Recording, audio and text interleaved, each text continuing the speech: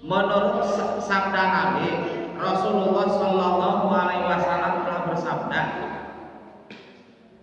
ada 4 golongan yang dirindukan oleh surga. Ada berapa?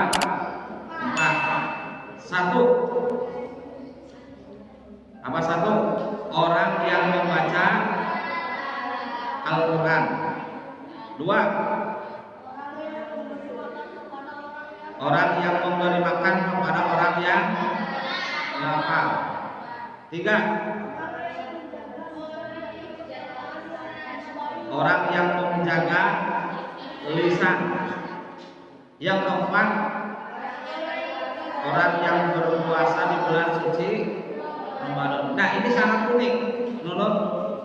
Jadi bukan yang kita yang menginginkan surga, malah justru surga merindukan 4 orang tersebut. Sangat mendambakan 4 golongan tersebut. Kita bahas satu persatu. Yang pertama, orang yang dirindukan oleh surga yaitu talil Quran. Orang yang rajin membaca ayat Al-Quran. Al-Quran bukan hanya hiasan rumah belakang. Al-Quran bukan hanya dijadikan hiasan lemari belakang, tapi Al-Quran senantiasa dijadikan hiasan diri, senantiasa dijadikan hiasan hidup, agar diri ini terlihat lebih indah, lebih harum dengan sering membaca Al-Quran. Walaupun tidak paham maknanya, tidak tahu artinya, hanya dengan membaca Al-Quran itu sudah menjadi satu pahala.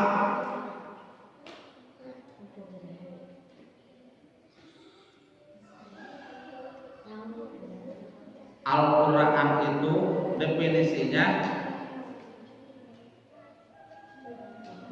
lafdun munazzalun ala Muhammadin sallallahu alaihi wasallam al-mujizu bi suratin minhu al-muta'abbadu bi tilawatihi. Al-Quran itu adalah lafaz yang diturunkan kepada Kanjeng Nabi Muhammad sallallahu alaihi wasallam. Mukjizat Kanjeng Nabi. Al-mu'jizu bisuratin minhu, yang hanya dengan satu surat pun Al-Quran bisa mengalahkan kalam-kalam yang lain. Tidak ada satupun kalam buatan manusia yang bisa menandingi kehebatan Al-Quran, yang bisa menyamai kehebatan Al-Quran. Satu ayat pun Al-Quran tidak akan bisa ditandingi, walau dengan cara apapun. Begitu hebat dan indahnya lafaz Al-Quran.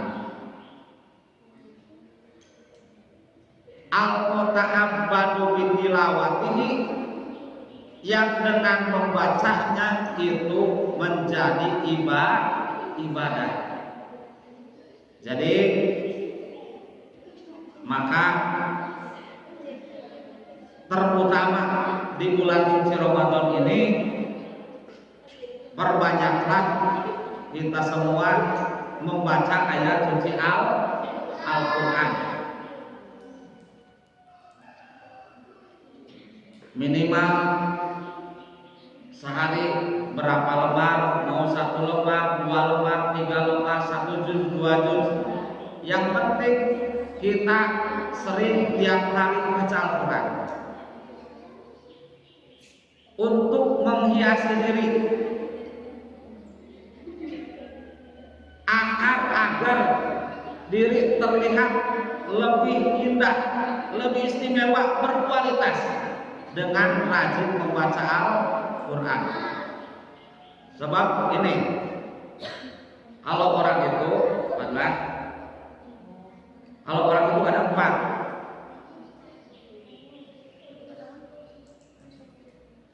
Orang mukmin yang membaca Al-Quran ibarat suatu buah yang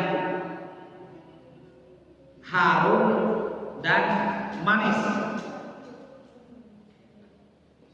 Cing, coba buah anu seungit bari amis buah naon?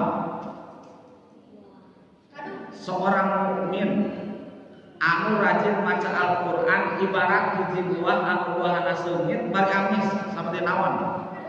Kadu. Tinggali kadu rasana ambukna ketika tebihan geus seleber ka angsu naon seungit. Begitu diraosan rasana naon? Manis, mata ketagihan. Kedua, orang mukmin, orang muslim yang tidak membaca Al-Quran ibarat suatu buah yang tidak ada baunya, yang tidak ada harumnya, tapi rasanya manis.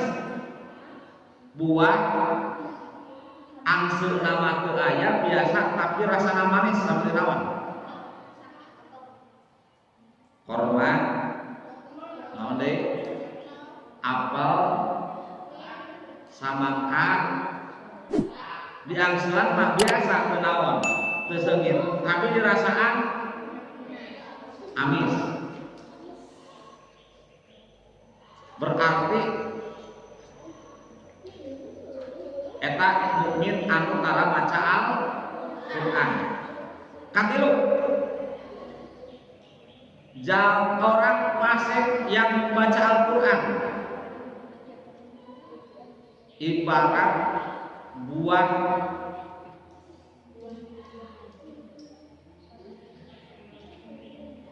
sekali lagi, orang yang fasik membaca Al-Quran ibarat buah yang rasanya manis. Mohon maaf,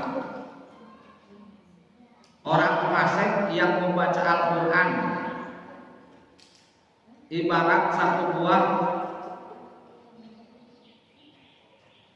yang tidak ada rasanya. Seperti naon? Hiji buah anu rasa natu aya tapi hasem. Punten, anu angsul natu aya tapi hasem.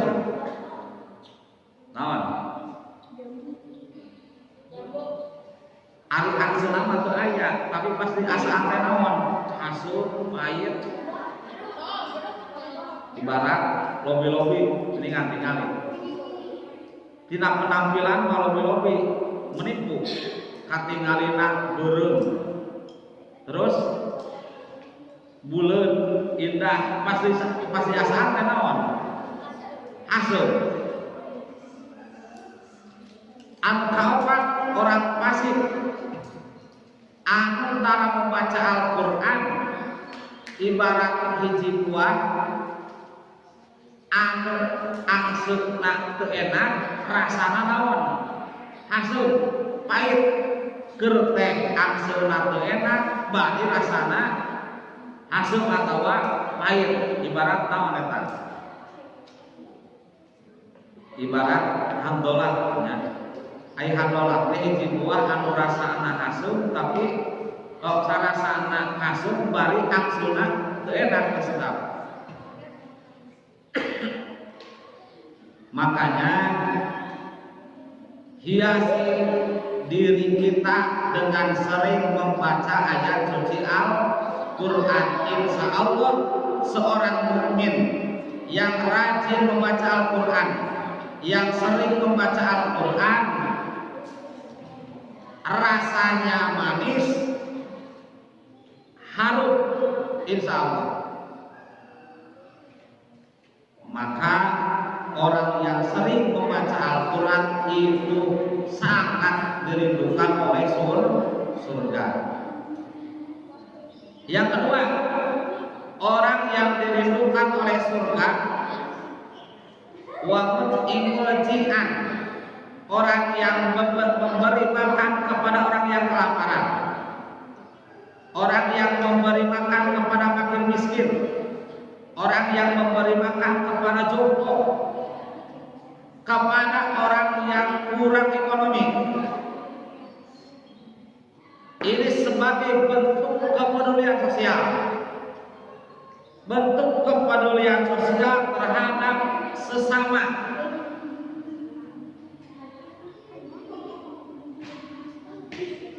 Apalagi